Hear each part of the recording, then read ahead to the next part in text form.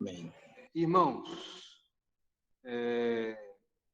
nós então estamos dando continuidade ao nosso estudo na Confissão de Fé de Westminster, né? Catecismo Maior, Catecismo Maior de Westminster, e nós já consideramos na semana passada a pergunta de número 12, o que são os decretos de Deus, e hoje eu vou fazer umas perguntas para os irmãos a título de, tanto para relembrar, como também para verificar aí o aprendizado aí, tá bom? Eu não vou indicar os nomes para responder, mas aquele que for lembrando ou querendo assim falar, dando a sua opinião e revelando assim o seu conhecimento, poder falar aí o que de acordo com a pergunta que eu vou fazer aqui para os irmãos. Pois bem, vimos na semana passada, só para relembrar, eu vou ler a pergunta e vou ler a resposta, ou para deixar os irmãos participarem, qualquer um dos irmãos que queira fazer a pergunta número 12, só a título da gente relembrar essa pergunta, fazer a pergunta e a resposta. Por favor, quem estiver aí com a pergunta e resposta pode fazer. O que são os decretos de Deus? Os decretos de Deus são os atos sábios, livres e santos do conselho da sua vontade, pelos quais, desde toda a eternidade, ele, para sua própria glória, imutavelmente predestinou tudo o que acontece, especialmente com referência aos anjos e aos homens. Ok, obrigado. Pergunta que eu queria fazer, e aí que os irmãos podem responder. Então, nós vimos vários textos na semana passada, nós não vamos retomar os textos, a gente vai fazer o mesmo estudo ao mesmo tempo, né? Mas, de acordo com a Bíblia, quando foi feito o plano de Deus?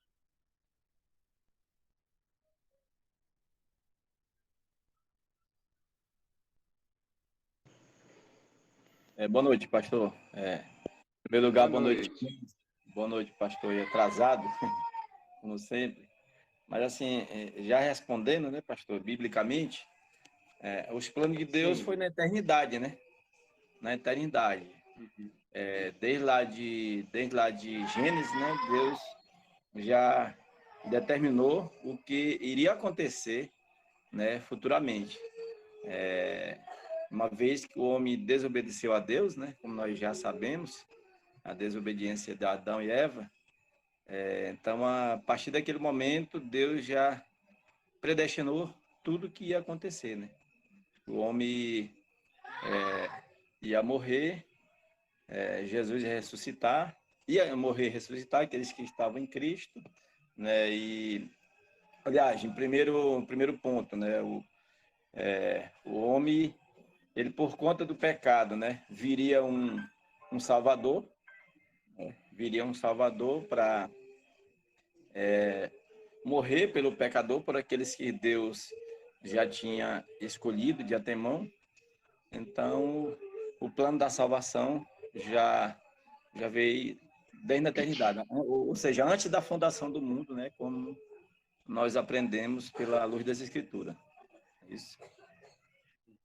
Ok. Na verdade, você respondeu assim, na sua resposta, houve dois momentos, né? Depois da queda, aí Deus... Não, na verdade, não é depois da queda, mas é essa última resposta sua, antes da fundação do mundo, ou seja, antes de Gênesis, antes da criação do mundo, Deus já havia ordenado todas as coisas. Então, o plano e os decretos de Deus aconteceram mesmo antes de haver tempo, o nosso tempo aqui.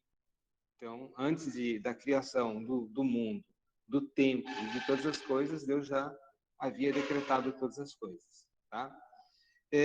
Uma outra pergunta que eu faço quando nós vemos ali que os decretos de Deus são livres, que sentido de se afirmar que os decretos de Deus são livres? Qual é o sentido desse livres aqui?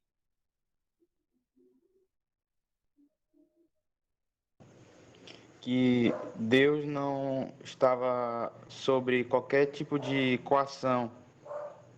Ele não tinha nada fora dele mesmo que o obrigasse a fazer qualquer coisa. Exatamente. Então, percebam, Deus ele não foi influenciado por absolutamente nada, nem foi coagido a nada. Portanto, não são as nossas lágrimas, né, que nós derramamos assim, que vai coagir Deus, então Deus vai agir, tá? Eu acho que nós, como seres humanos, nós temos sentimentos, nós choramos, e não tem nenhum problema nessas reações humanas. Mas nós não devemos entender que Deus, ele vai ser, inclusive nas nossas orações, então, fugindo até um pouco dos decretos de Deus. Há pessoas que pensam assim, que se chorar Deus, então é porque Deus está ouvindo e Deus vai se, sei lá, vai quebrantar o coração de Deus e Deus vai nos atender.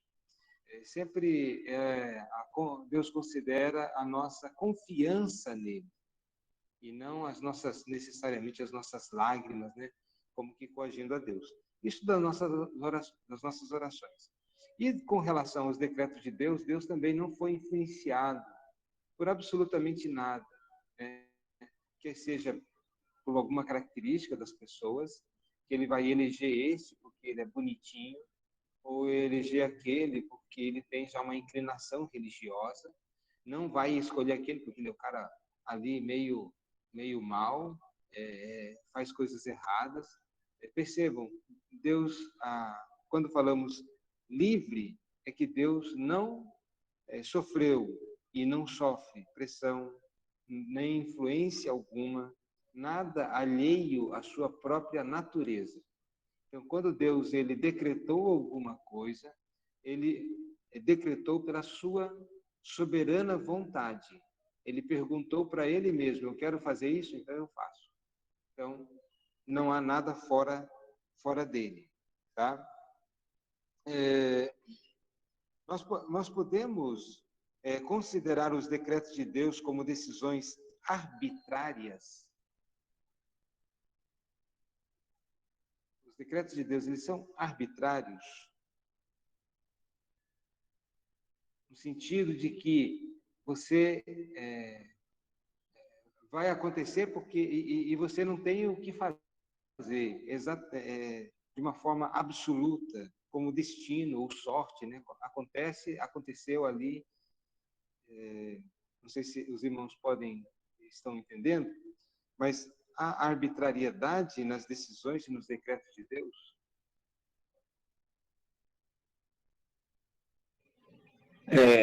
Pastor, no meu ponto de vista,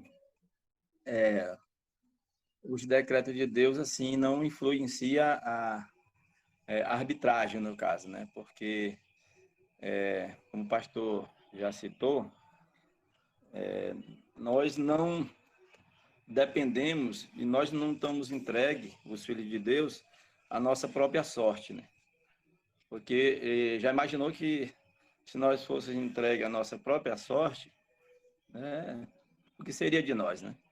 Então, assim, no meu ponto de vista e biblicamente falando, o crente não existe esse negócio de sorte, sexta-feira 13 ou coisa assim parecida, né? Dessa forma, porque tudo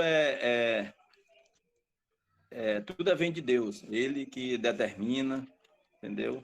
E graças a Deus por isso, né, pastor, irmãos, porque se nós fôssemos depender de nossa sorte, o que seria de nós, né? A condenação mesmo eterna, né? Então, para nós crentes, eu não creio na questão de sorte, não. Sexta-feira 13, copo d'água em cima da televisão, sal grosso, coisa desse tipo. Não creio, não. Amém. Alguém mais gostaria de falar alguma coisa? Outros também podem participar, tá? Bela, Renata, Ana. Deixa eu participar primeiro aqui também, depois dos irmãos. Vai, Vladimir.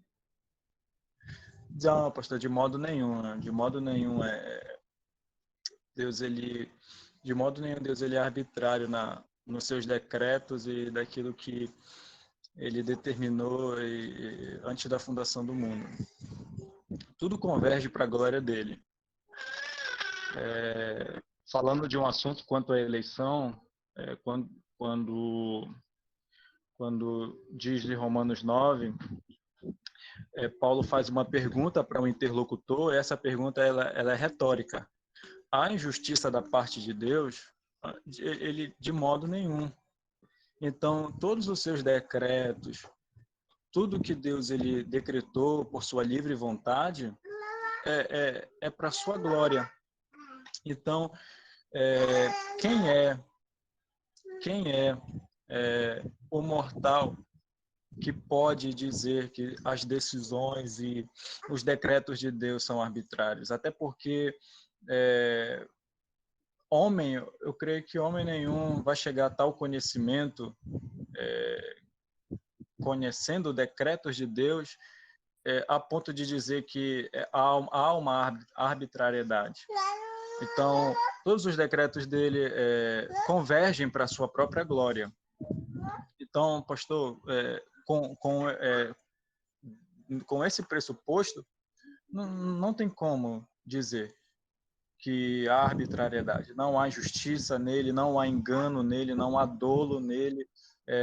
Ele é justo, todos os seus sentimentos são santos, são puros.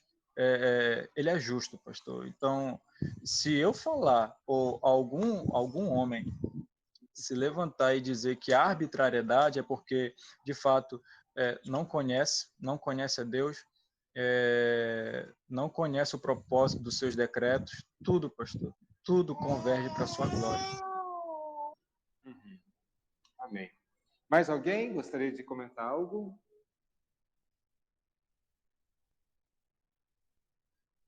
Então tá. De fato, na verdade, o que o Vladimir acabou de falar, no final da sua fala e também lá no meio, é que tudo converge para a glória de Deus. Esse é o grande propósito dos decretos de Deus. Deus ele é glorificado através dos seus planos eternos, feitos, estabelecidos desde antes da fundação do mundo, e que ele converge. O propósito final é a glória de Deus, tá? E quanto à arbitrariedade, seus planos não são arbitrários. Podemos usar como exemplo a salvação dos eleitos. Ninguém que, tendo sido salvo, ele vai dizer: eu estou sendo salvo, obrigado. Eu não queria ser salvo, mas Deus está me obrigando a ser salvo. Então, Deus seria arbitrário. Perceba que todos aqueles que são salvos, ele diz, graças a Deus, né? Deus me salvou, Deus usou de graça e de misericórdia para comigo e mudou, inclusive, a minha rebelião, a rebelião natural do meu coração, que eu não queria saber das coisas de Deus, e agora a coisa que eu mais desejo é Deus, a salvação em Cristo, e por aí vai. O dia que surgir alguém que diga, eu estou sendo salvo, obrigado, é porque Deus então está sendo arbitrário. Até hoje eu não conheci ninguém. Tá? Não vi ninguém dizendo, eu sou um salvo, obrigado. Eu não queria. Se vocês me conhecerem alguém, vocês me dão um toque, tá? Que eu quero conversar com essa pessoa, que eu realmente nunca vi ninguém falar dessa maneira. Tá bom? Então, não há arbitrariedade nos decretos de Deus. De maneira que alguém pode dizer, falando da salvação, e vamos falar então lá de Faraó. Deus endureceu o coração de Faraó. Ele, em nenhum momento, ele poderia acusar Deus dizendo, meu coração é duro, porque Deus, ele está me obrigando. Deus está me obrigando a endurecer o meu coração. Ele fez tudo o que fez porque ele queria fazer daquela forma. Estou me referindo a Faraó, né? Toda aquela rebelião, todas aquelas coisas, apesar de ter visto tantas coisas, em nenhum momento ele pode dizer, o homem mau e o homem perverso, ele diz, eu fiz o mal porque Deus me obrigou a fazer. Então perceba, embora estejam dentro dos decretos de Deus, o homem mau fazer a coisa má, e quanto ao eleito desejar as coisas do alto, nem um e nem o outro pode dizer, Deus me obrigou. Podemos dizer que o amor de Cristo nos constrange, isso é uma coisa. Outra coisa é dizer que Deus está nos obrigando. Não sei se ficou claro. E em tudo isso ainda prevalece o soberano decreto de Deus, de maneira que seus decretos serão executados, sem, contudo, dizermos ou alguém ter a chance de dizer que as decisões dos decretos de Deus são arbitrários. Tudo bem? Ficou claro aí? Ou alguma dúvida?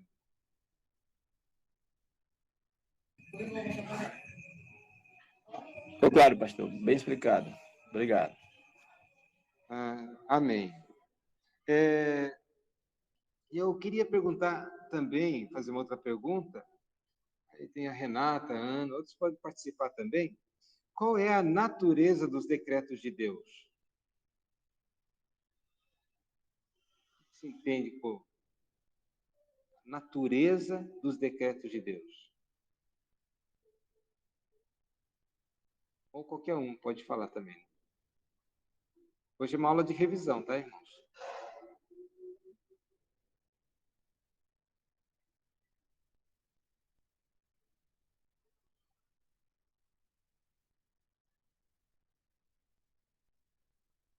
Caleb, pode ir.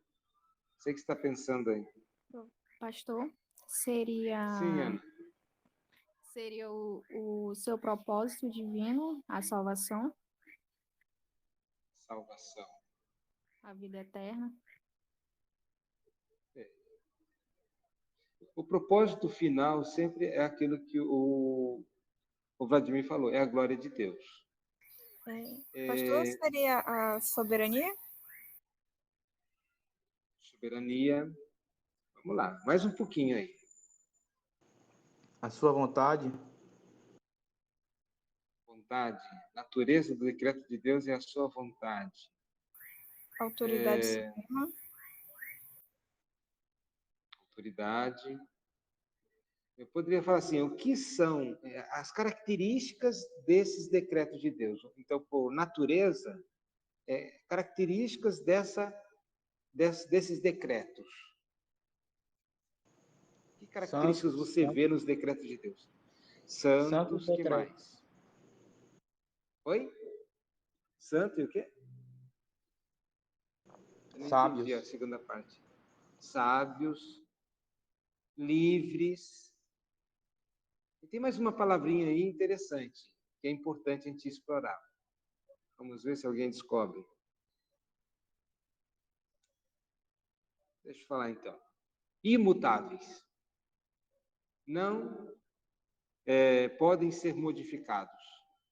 E eles serão cumpridos com toda certeza. Todos os decretos de Deus são imutáveis. Além de eles serem, perceba, quando falamos sobre a natureza deles, estamos falando sobre o que o decreto é. É santo, é sábio, é livre, é imutável. E não podem, por ser imutável, não podem ser modificados, e eles serão cumpridos.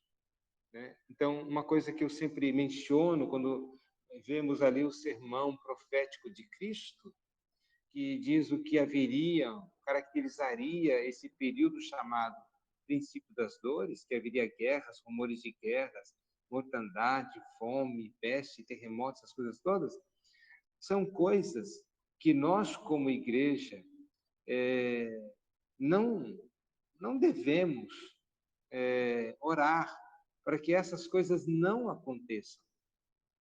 Oh, Deus, livra de que não tenha guerra no mundo, livra de uma pandemia, livra... Irmãos, esse tipo de oração não se coaduna com os decretos de Deus que diz que essas coisas vão acontecer. O que nós podemos orar dentro desses fatos, desses acontecimentos, dos decretos de Deus me dá sabedoria, Senhor, me dá perseverança, me dá um coração mais crente, me dá um coração mais fiel a Ti, né? Enfim, coisas que, em meio a essas circunstâncias, que Deus nos guarde, que Deus nos livre, né? Que não nos livrando da situação, não nos dê a coragem e a ousadia o suficiente para perseverar até o fim, ainda que seja até a morte. Então, mas vimos aqui que os decretos de Deus vão ser cumpridos cabalmente, com toda certeza. E também, quanto à abrangência dos decretos de Deus, a gente fala muito sobre a salvação, né? A gente usa a salvação, a eleição, a salvação, ali como uma matriz, mas devemos abranger, devemos perceber que os decretos de Deus vão muito além da salvação ali. Ele abrange todas as coisas. Na verdade, tudo o que acontece, eles estão determinados, sem ser um determinismo. Aquele negócio que vai acontecer porque eu sou obrigado a fazer isso, aquilo, não. Levando em conta a nossa própria responsabilidade, mas, por exemplo, os nossos dias estão contados, mas não só os nossos dias. Os dias também dos ímpios estão contados, mas não só os nossos dias e os dias dos ímpios. Os dias do passarinho. Nenhum passarinho cai ao solo sem que Deus permita. Até os dias do nosso cabelo. Nosso cabelo não cai se Deus não permitir. Percebam, abrange todas as coisas. De maneira que as coisas estão acontecendo, mas ao mesmo tempo só acontece porque Deus decretou que elas iriam acontecer. Até a traição de Cristo lá por parte de Judas já estava decretado, né? E todo acontecimento, como ele seria entregue nas mãos dos gentios, né, no caso Cristo, estava decretado. Então, quando Jesus está indo para Jerusalém para ser morto, e ele sabe muito bem o que ia acontecer, ele sabe que tudo isso estava profetizado e era necessário que assim acontecesse. Então, e aconteceu de maneira, percebam, ninguém obrigou, houve uma pressão, é claro, mas ninguém obrigou, não Deus, né? Obrigando ali Pilatos a fazer o que ele fez. Mesmo ele lavando a mão, dizendo que era inocente lá do sangue de Cristo, tá? Então, abrange todas as coisas, de uma forma absoluta. Tá? Até coisas que nós não conseguimos entender, por isso que vai muito além da nossa capacidade de compreensão. Então, uma pergunta final que eu gostaria de lançar para os irmãos é: por que as pessoas se opõem à doutrina dos decretos de Deus? Por quais razões as pessoas se opõem à doutrina dos decretos de Deus? O que faz com que as pessoas resistam? Talvez na experiência própria dos irmãos, talvez do passado e tal, mas o que faz com que as pessoas resistam à doutrina dos decretos de Deus? Alguma sugestão? Pastor, eu acho que é porque as pessoas querem estar no controle. Elas querem ter o controle, não querem deixar na mão de Deus, querem que elas mesmas controlem a situação. Um espírito de independência, Confronta, Ela não Oi? confronta Sim, Júnior. a ideia de livre-arbítrio, dentre outras coisas. Aham, exatamente. Vocês podem perceber que você não precisa ensinar o ímpio, você não precisa convencer o ímpio da doutrina do livre-arbítrio. Já perceberam isso? Ele aceita isso normalmente. Ele diz, tá certo, eu sei disso, eu tenho livre-arbítrio. Né? O ímpio, você não precisa convencer.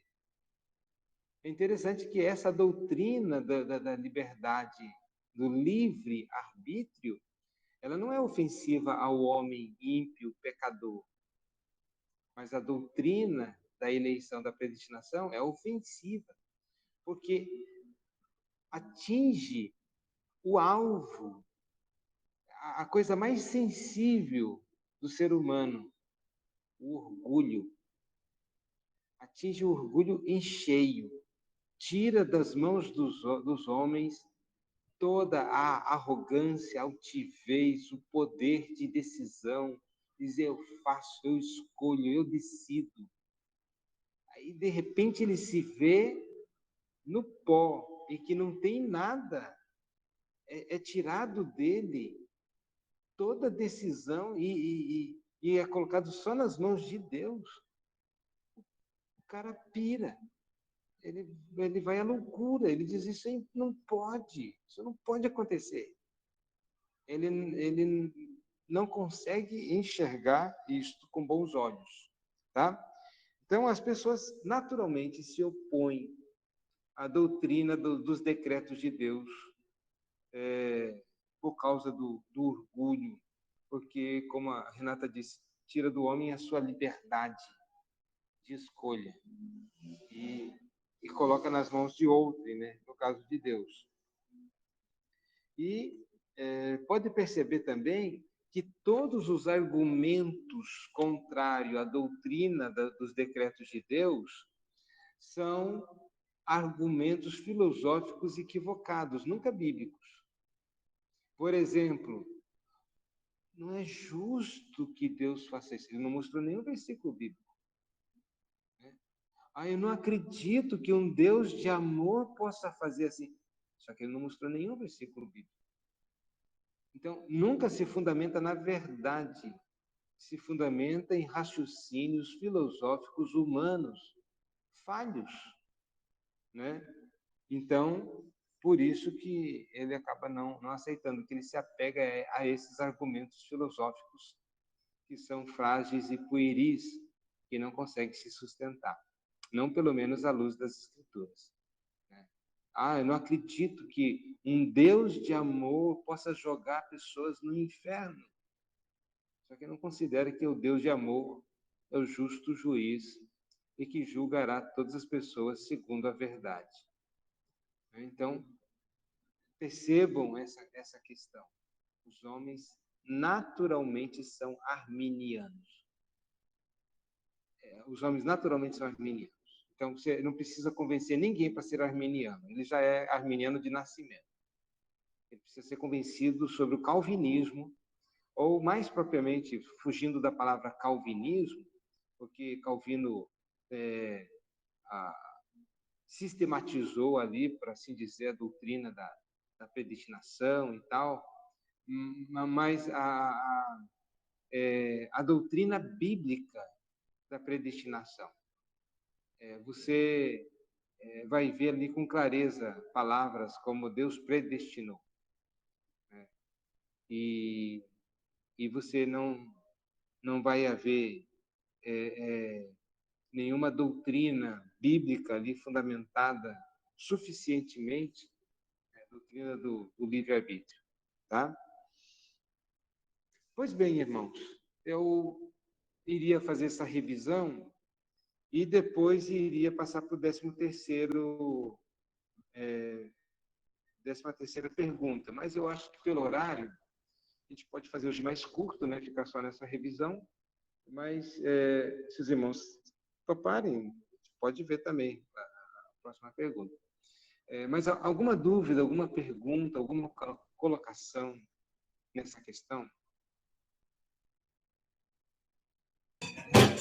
Pastor, outra coisa também é a questão do orgulho do homem, né?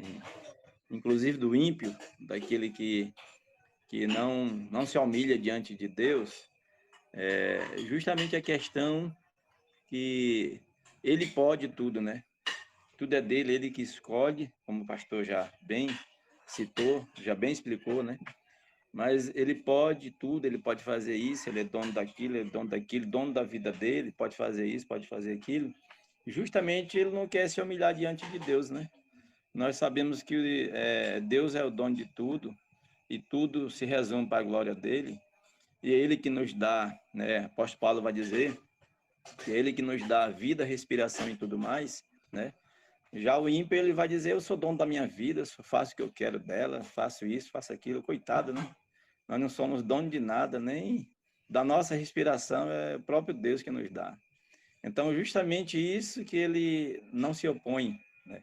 Os decretos de Deus, justamente por conta disso, porque ele quer ser o dono do próprio nariz, né? Enquanto nós não somos donos de nada, né? O Deus é o dono de nossas vidas, né?